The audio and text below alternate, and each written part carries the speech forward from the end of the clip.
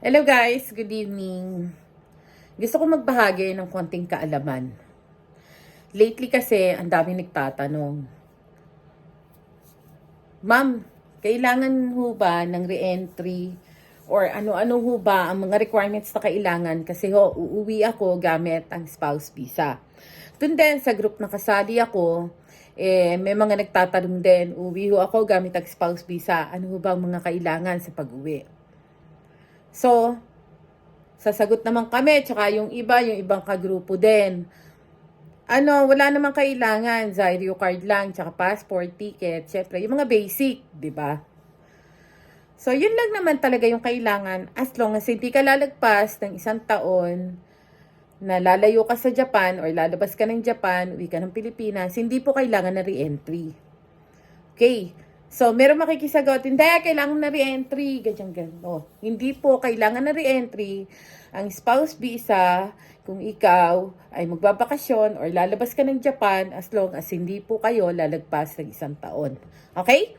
Malinaw po yon. Yan lang po yung small details na gusto kong ibahagi sa inyo. Kung kayo po uuwi ng Pilipinas, kailangan nyo ng e-travel. Passport, yung Zairi card nyo, tsaka yung ticket, syempre. Tapos, pag kayo pabalik na ng Japan, kailangan nyo na po ng Visit Japan Web. Tapos, yung e-travel nyo, checkin din po yan sa,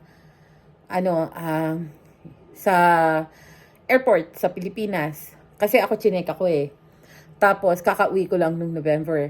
Pagkatapos, yung Visit Japan Web, dito na sa Japan niya, para hindi na kayo magpirma ng embarkation card.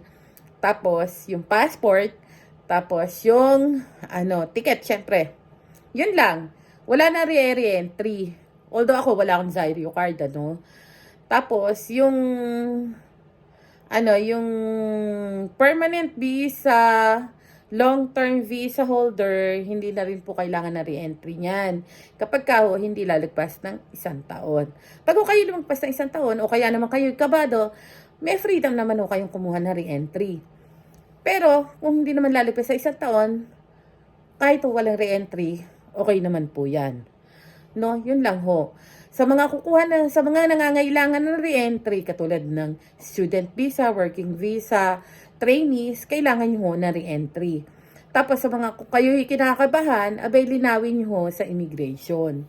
No, yun ho sa amin, libreng payo ho yun, libreng pagsagot sa mga nagtatanong ho sa grupo at sa mga humihingi ng payo sa akin, libreng sagot ho yun. Kaya ho sana sa mga nakikisagot nang hindi ho kayo sigurado sa sagot nyo, or kaya naman ho, mga nagmamarunong lang doon sa pagsagot, sana ho, hinay-hinay ho tayo.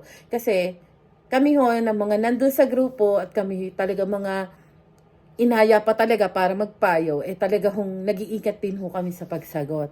Ho, sana ho ay meron ako na ibahagi sa inyo na munting kaalaman para sa pag-uwi ng mga nagtatanong na may hawak na spouse visa.